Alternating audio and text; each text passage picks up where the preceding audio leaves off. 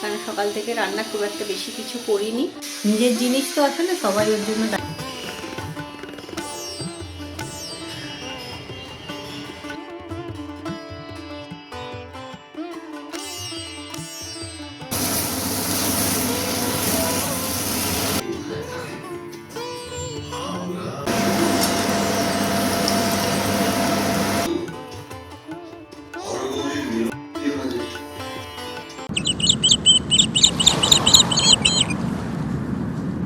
নমস্কার বন্ধুরা, আশা করি তোমরা সবাই খুব ভালো আছো। আমিও খুব ভালো আছি। সম্পাস লাইফস্টাইলের আরও একটা নতুন ভিডিওতে তোমাদের সবাইকে স্বাগত।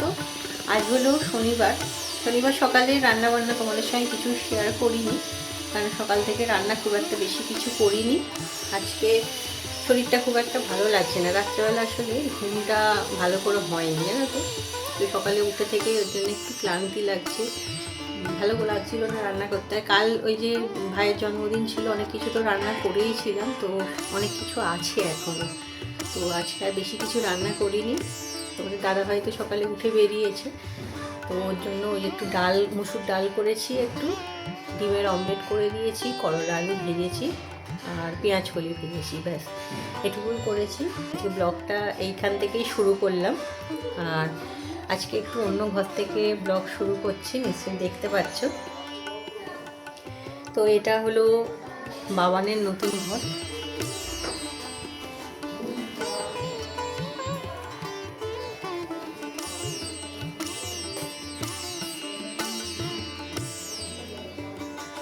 তো এই ঘরটা তোমরা আগেও দেখেছো, আগে আমি দেখি, তখন এই ঘরে খাট ছিল না, খাটটা রিসেন্ট এ করে আনা হয়েছে।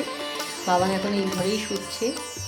আর মেয়েকে আলাদা ঘর দেওয়ার পর মেয়ে আমার এখন দায়িত্বশীল হয়ে গেছে। সকালে ঘুম থেকে উঠে রেগুলার বিছানা গুছিয়ে, এই দেখো প্রত্যেক দিন পরিষ্কার করে বিছানা গুছিয়ে, যতটা ওর পক্ষে করা সম্ভব। আগে তো কিছুই করতো না, এখন সেটা তাও করছে।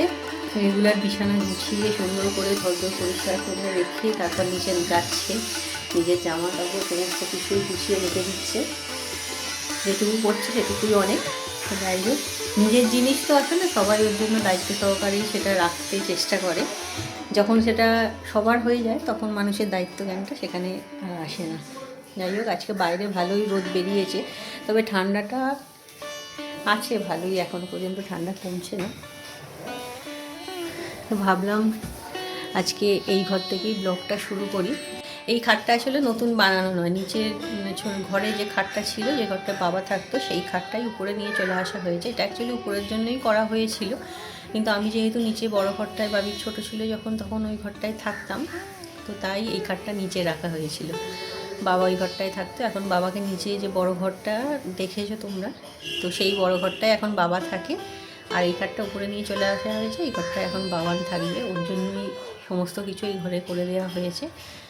মেয়ে বড় হয়েছে যখন, নিজের একটা আলাদা জায়গা থাকা ভালো, নিজের দায়িত্ব নিতে শিখবে। সবচেয়ে বড় কথা হলো সেটা, বয়স হচ্ছে কিন্তু একটুও নিজের জিনিস যে গুছিয়ে রাখা, মানে পরিষ্কার পরিচ্ছন্ন করে রাখা, সেই দায়িত্ব করতে আসছিল না। সবসময় মায়ের উপর নির্ভর করেই বসে থাকতো, কিন্তু এই ঘরটা ওকে দেওয়ার পর থেকে দেখছি, যাই হোক কয়েকদিন ধরে দেখছি পালন করছে। সেটা জানি না এখন কতদিন করবে, সেটা পরে অবশ্যই তোমাদের সঙ্গে শেয়ার করব।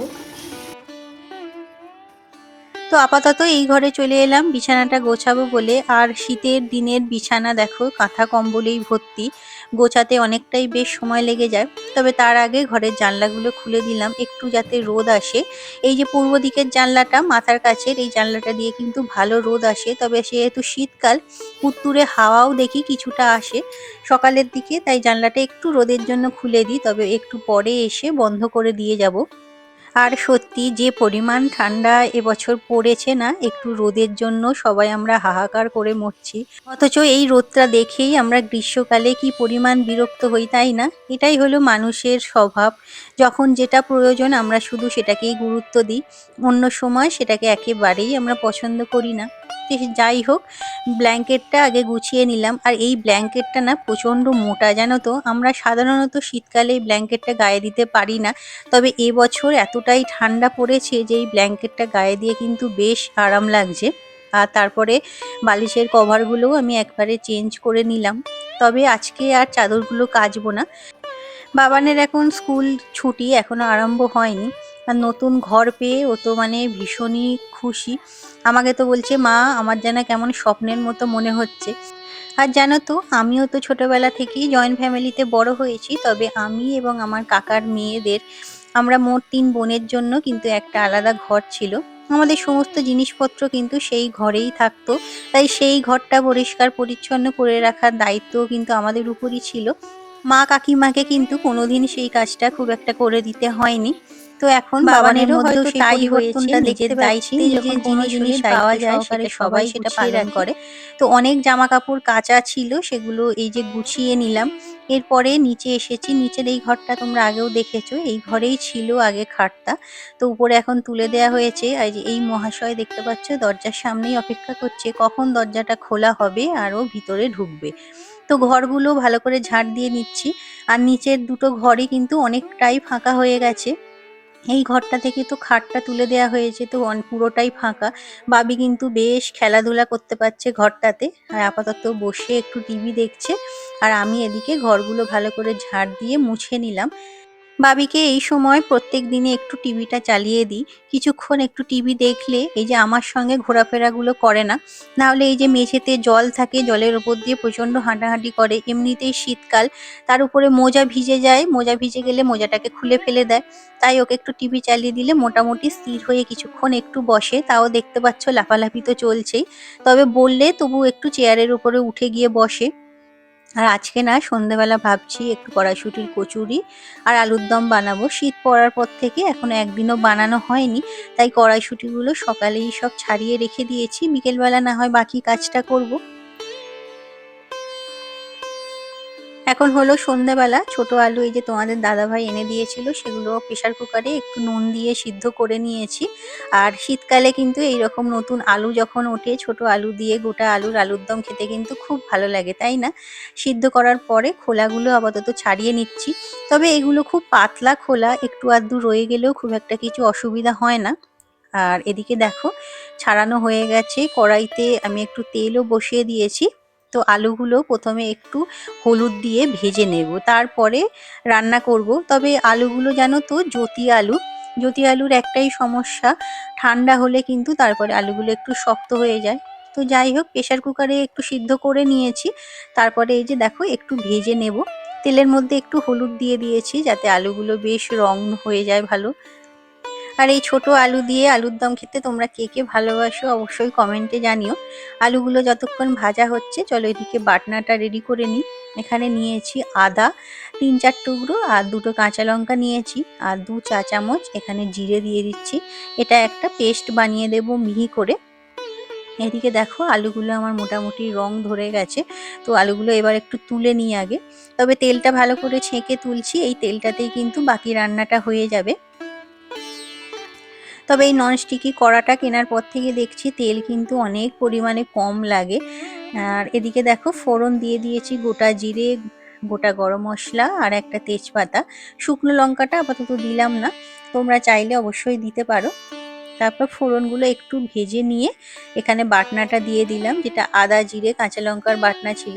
এবার এর মধ্যে একটু হলুদ গুঁড়ো আর ১ চামচ মতো কাশ্মীরি লঙ্কার গুঁড়ো, টমেটো সস আর এই যে আলুর দমের মশলাটা দিয়ে দিলাম। এই মশলাটা দিলে কিন্তু নিরামিষ আলুর দম বেশ ভালো লাগে খেতে। আর দিয়েছি সামান্য একটু পরিমাণে চিনি। তারপরে মশলাটা কিছুক্ষণ বেশ ভালো করে কষিয়ে নেব, যতক্ষণ না এ থেকে তেল ছেড়ে আসছে। এদিকে আরও একটা বাটনা রেডি করে নেব। এই যে দেখো ২ চা চামচ মতো পোস্ত আমি ভিজিয়ে রেখেছিলাম।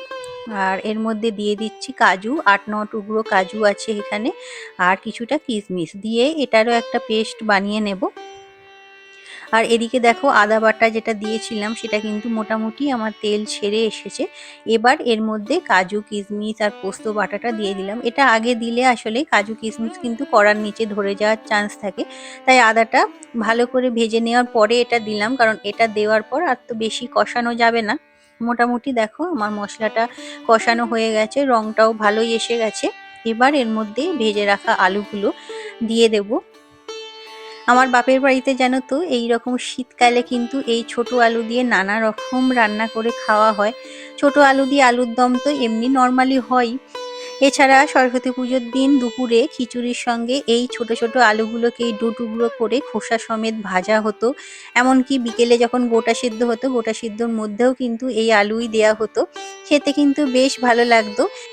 তো যাই হোক, গল্প করতে করতে আলুগুলো আমার এখানে কষানো হয়ে গেছে। এরপরে এতে একটু গরম জল দিয়েছি গ্রেভির জন্য, আর দিয়ে দিলাম স্বাদ মতো নুন। তবে সিদ্ধ করার সময় যেহেতু বেশ খানিকটা নুন দিয়েছিলাম, এখন নুনের পরিমাণটা একটু কম দিলাম। এবার এটাকে ঢাকা চাপা দিয়ে কিছুক্ষণ রান্না করতে দেব। আর এদিকে দেখো, সকালেই বলেছিলাম কড়াইশুঁটিগুলো সব ছাড়িয়েই রেখেছিলাম, তো সেটা আপাতত মিক্সির জারে নিয়ে এটা একটু বেটে নেব।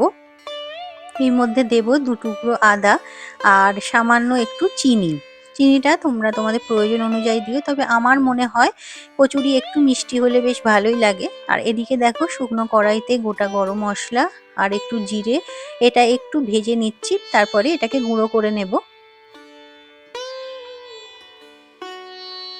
তো এবার ওই কড়ার মধ্যেই তেল দিয়েছি, তেল দিয়ে কড়াইশুঁটি যেটা বেটেছিলাম সেটা দিয়ে দিলাম। দিয়ে ওই তেলের মধ্যে কড়াইশুঁটিটা ভালোভাবে ভেজে নেব, যাতে এর মধ্যে যে জলটুকু আছে সেটা ভালোভাবে শুকিয়ে যায়।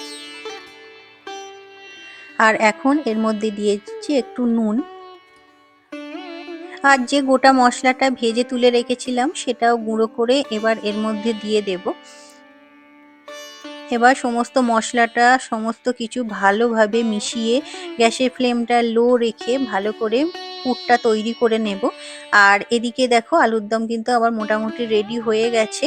এই যে দেখো, আলুগুলোও সিদ্ধ হয়ে গেছে। যদিও এগুলো প্রেসার কুকারে আগে কিছুটা সিদ্ধ করা ছিল, তাই খুব একটা বেশি আর সময় লাগেনি। এবার উপর থেকে একটু গরম মশলার গুঁড়ো আর ঘি দিয়ে দিলাম। তবে ঝোলটা এই রকমই রাখবো, কারণ যেহেতু কাজু পোস্ত এসব দেওয়া আছে, ঠান্ডা হলে কিন্তু গ্রেভিটা একটু ঘন হয়ে যাবে। তো ভালো করে সমস্ত কিছু মিশিয়ে নিলাম। আর এদিকে কিন্তু কড়াইশুঁটির পুরটাও আমার রেডি। এই যে দেখো, কড়া থেকে সুন্দর উঠে চলে আসছে, মানে এটা বেশ ভালো করে ভাজা ভাজা হয়ে গেছে। আর ময়দাটা আমি আগেই মেখে রেখেছিলাম, একটু কালো জিরে দিয়ে দিয়েছিলাম ময়দার মধ্যে। কচুরিতে কিন্তু কালো জিরের টেস্টটা কিন্তু বেশ ভালো লাগে। তো চলো, পুরগুলো ভরে নিই সব কটা, তারপরে এগুলোকে ভেজে নেব। তো তোমরা এতক্ষণ যে যেখান থেকে এই ভিডিওটা দেখছো, ভিডিওটার যদি কোনো অংশ একটু ভালো লেগে থাকে তাহলে অবশ্যই একটা লাইক করে দিয়ে চ্যানেলটা সাবস্ক্রাইব করে নিয়ে পাশে থেকো। আর এই কাজগুলো যদি তোমরা আগেই করে থাকো তাহলে অসংখ্য ধন্যবাদ। তোমরা এইভাবেই প্লিজ একটু আমাকে সাপোর্ট করো, কারণ তোমাদের ভালোবাসা, তোমাদের সাপোর্ট ছাড়া কিন্তু কোনোভাবেই এগিয়ে যাওয়া সম্ভব নয় আমার। তাহলে এবার কচুরিগুলো বেলে নিই। আমি প্রথমে 4-5টা একসঙ্গে বেলে নিচ্ছি, আর যতক্ষণ তেলটা গরম হচ্ছে, কারণ তেল গরম হয়ে গেলে তারপর একটা একটা করে বেলে তারপর ভাজতে বেশ সময় লেগে যায়, গ্যাসটা কমিয়ে রাখতে হয়। তাই আগে থেকে 5-6টা বেলে নিচ্ছি। আর দেখতেই পাচ্ছ, কোনো কচুরি থেকেই কিন্তু পুর একেবারে বেরিয়ে আসেনি। আর এদিকে তেল গরম হয়ে গেছে, তো চলো ভাজতে আরম্ভ করি এবার।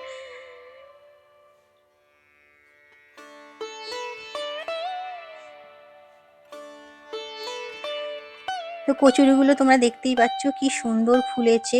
আর ময়দাটা মেখে তারপরে আধ ঘন্টা আমি একটু রেস্টে রেখেছিলাম। ময়দা মাখার পর একটু রেস্টে রাখলে কিন্তু লুচি পরোটা যাই বানাও না কেন খুব ভালো হয়। আগে আমি করতাম না, কিন্তু ইদানিং করে দেখছি বেশ ভালো টেকনিক। ওর জন্যই এত ভালো ফুলছে কিন্তু কচুরিগুলো, না হলে দেখি সেগুলো ফুলতে চায় না, টেস্টও খুব একটা ভালো হয় না। তো যাই হোক, কচুরি আমার মোটামুটি ভাজা হয়ে গেছে। তো এই হলো আমার আজকের রাতের মেনু, কড়াইশুঁটির কচুরি আর ছোট আলুর দম। তো আজকের ভিডিওটা আমি এখানেই শেষ করলাম। আশা করি তোমাদের ভালো লেগেছে। আবার দেখা হবে পরের ভিডিওতে। ততক্ষণ সবাই ভালো থেকো, সুস্থ থেকো আর খুব খুব আনন্দে থেকো। টাটা।